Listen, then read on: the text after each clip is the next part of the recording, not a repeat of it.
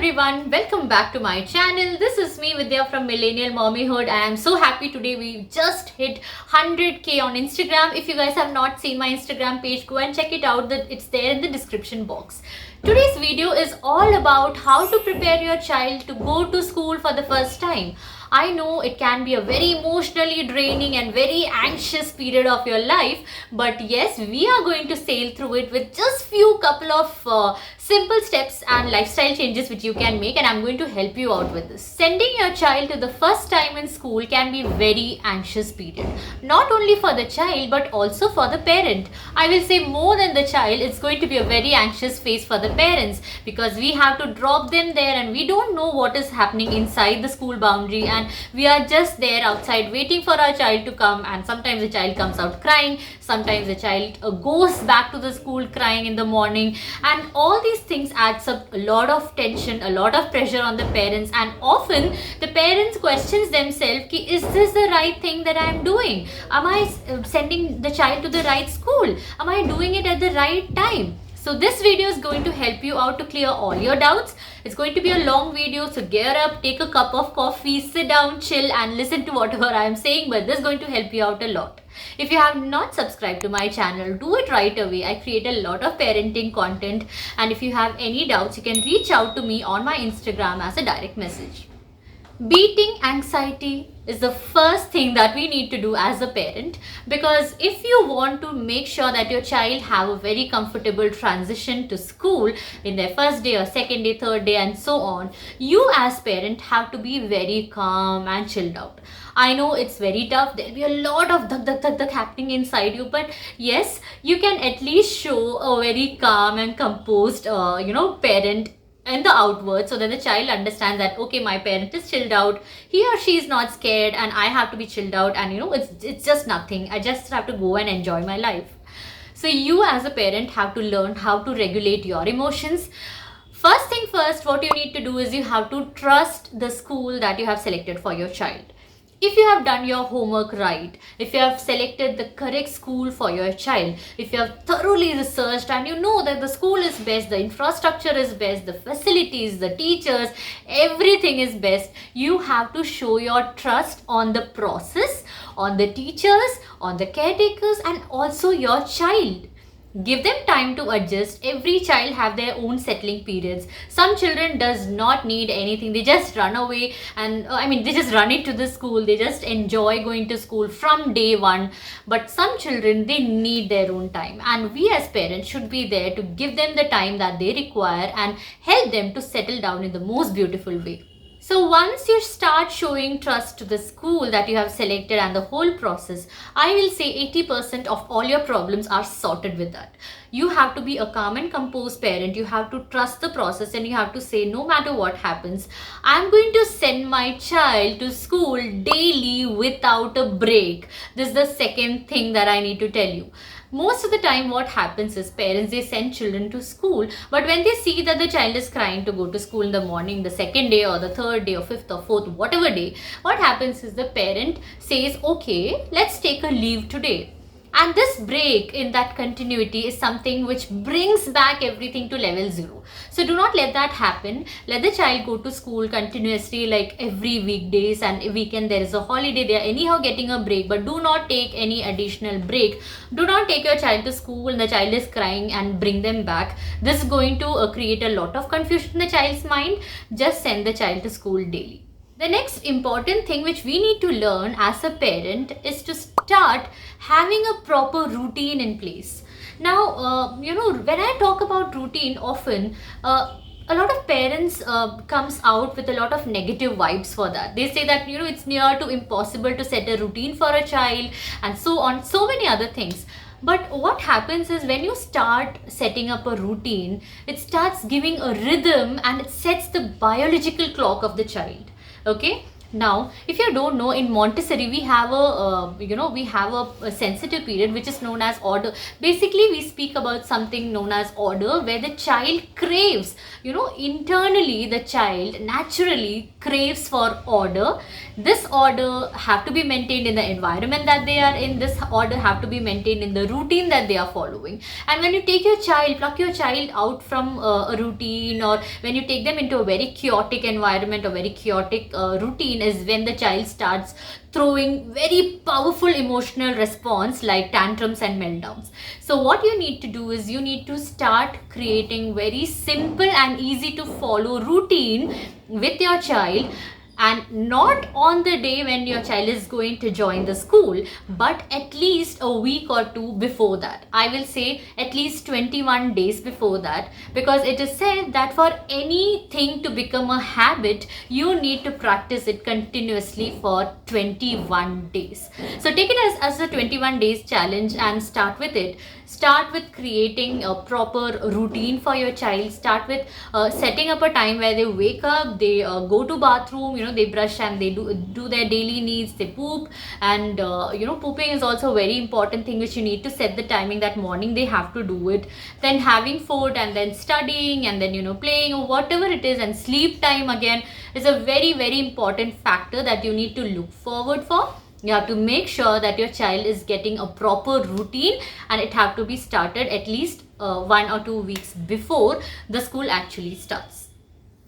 Now, what happens when you set up a routine is that morning when you are going to wake up your child, there will be least power struggle, because automatically when you keep on following this routine over the period of time, the child's body is ready to wake up at 6:30 or 6 o'clock or 7 o'clock, whatever is at your place, whatever time you need to wake up your child. The child's body is ready, and when you just go and call your child, the child is all ready to wake up and maybe come out and do all these things. So try to set up a routine and try to stick on to it. What we do is that we stick on to this routine even on the weekends. So even if it is Saturday and Sunday, he does not have school, does not mean that I don't, I let him go and poop in the afternoon or at night or something. Every day, like how we follow, we make them sit, he poops, he eats, and he sleeps exactly on the time that he does on all the other weekdays. So stick on to the routine that you have made, and make sure that your child's body, their biological clock, sets to that particular routine, and then this rhythm is going to help you out, sort out almost all the issues that are going to follow all the morning power struggles and everything related to it. Next thing what you need to do is you have to start talking to your child about the school. Communication matters a lot, and this communication have to be very effective, and it have to be positive. You should never say anything bad about the school, or you should not even talk anything bad about the school to your friends or your partner or your family members in your child's presence. The child hears everything, and this creates a lot of thought process, a lot of damage on the child's mind, and they think, okay, my mom and dad are talking bad about the school, which means that's a bad place, and I don't like it and I don't want to be there. So don't do that damage. If you have any grievances or anything against the school, please talk it out privately, not in front of the child, but like away from the child.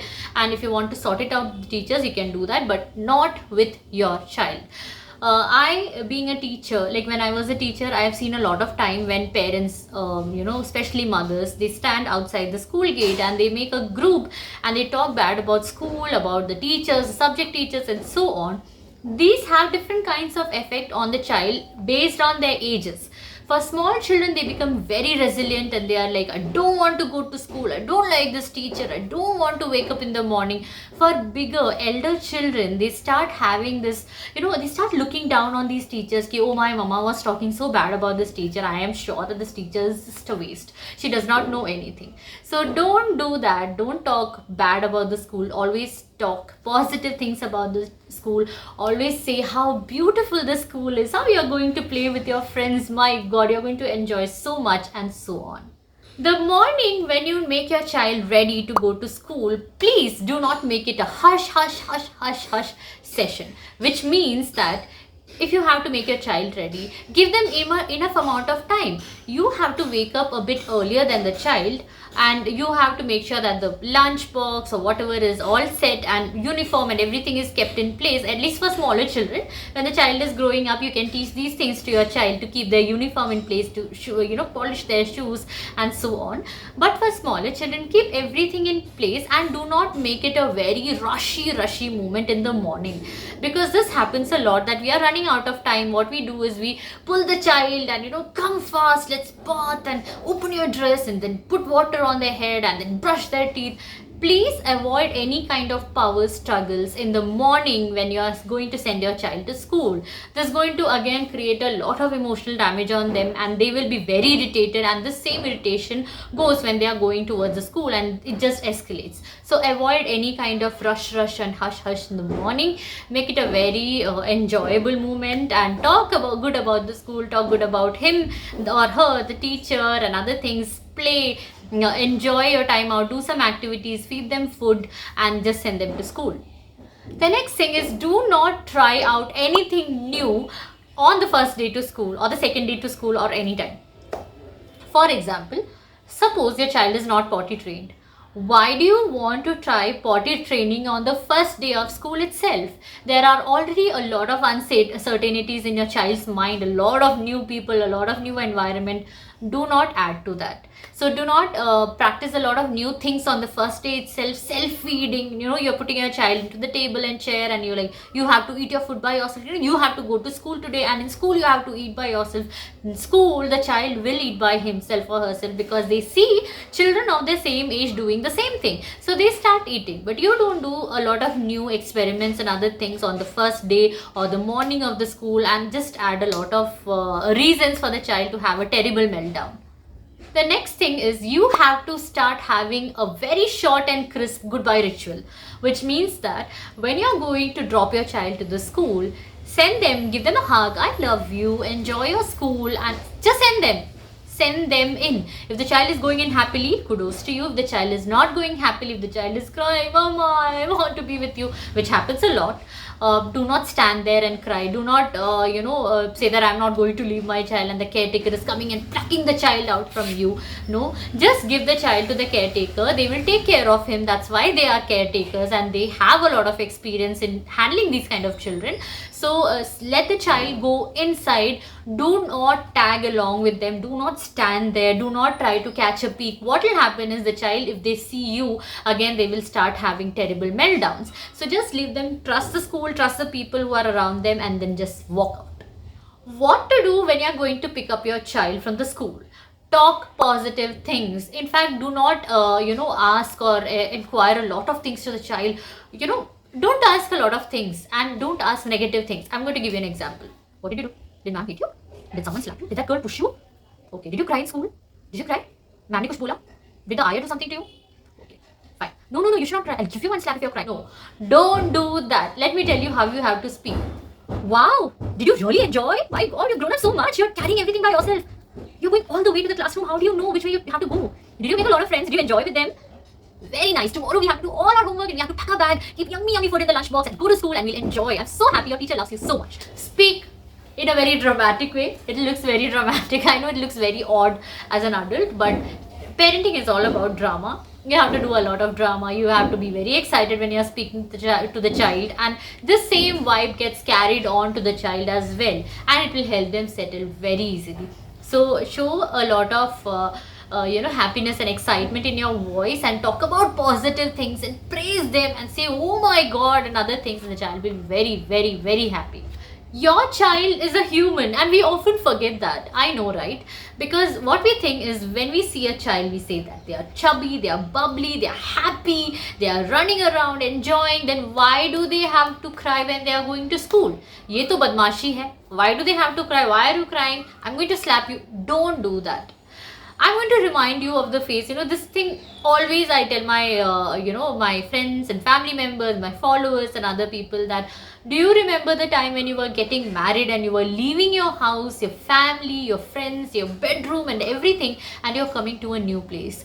What was the reaction? Didn't you cry? I cried. like anything, but I'm sure that even you would have cried. We cry because of separation anxiety. We cry because we feel sad. We are feeling bad that we are leaving our parents. We as grown-up adults of 25, 20, 30 years, if we are crying during that vidai phase or that farewell part where you say bye to your family and you come to your husband's house, then how do you expect a 2-year-old or a 3-year-old to regulate their emotions magically that they should not cry when they are going to school? It's almost the same thing, right? You cried because you were sad leaving your parents and coming out. Your child is crying because he's sad or she's sad to leave you and go into the school. So understand them as a human, understand their feelings as a human feeling, and try to validate their emotions. They are sad, but you don't show sadness to them. They are sad. Do not be irritated. Why is my child sad? That child adjusted from day 1. That child adjusted from day 2. My child, he's already in 2nd week and he's not yet adjusted. Give them time. Some children require time, some children require a lot of time, but the end of the day they all are going to settle magically, and you will wonder that, is this the same child who was crying on day 1? And trust me, this crying does not happen for the whole day. This happens only for a phase where you're leaving your child, they are entering into the school, and the moment they are into the class, they cry for some time, but then it stops afterwards. It's not like they cry for the entire day. Some children, when they go to the class, they stop crying and they are actively participating in activities. Some children, they isolate themselves, but soon even they also go and join into the social circle and they also start participating in activities. Teachers are the best and they know how to handle such situations. Some children, they go in crying, and while coming out, when they see parents of other children coming and taking their children away, they start feeling, oh, even my mama, I miss my mama all day long, and then they start crying. So what the parents see is that the child is crying and going inside the school and crying and coming outside, and they feel that the entire day the child was crying, which would have not happened at all. Your child would be happily enjoying there. Okay, so have trust and give your child the time. Some child will, as I told you, will take a lot of time, but it's fine. If you feel your child is not ready to settle at all in the new environment, talk to the teachers and the caretakers and ask that what is happening. Is there anything which is bothering the child, and so on. Maybe together you can work out on something. The teachers may give you some tips which will effectively work for your child.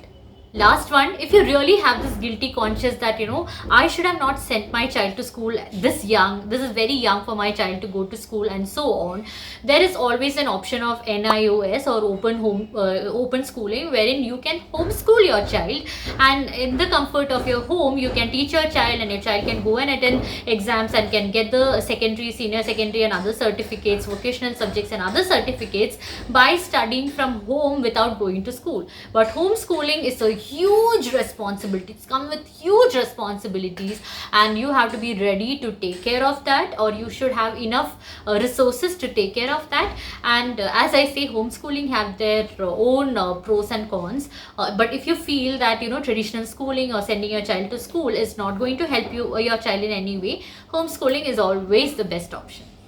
This is going to be a very long video, and I think it's almost 20 minutes. So I'm not going to drag a lot in this video. Watch this video. I'm going to come up with part 2 where I'm going to explain a lot more on how you can ease out the anxiety and other, separation anxiety in your child. So yeah, watch out for the next video. If you have not subscribed to my channel, do it right away. Like this video, share it with your friends, and help all the anxious mothers like me, you and other people out there and other parents to ease out their anxiety and to help the child have a very smooth transition to their school.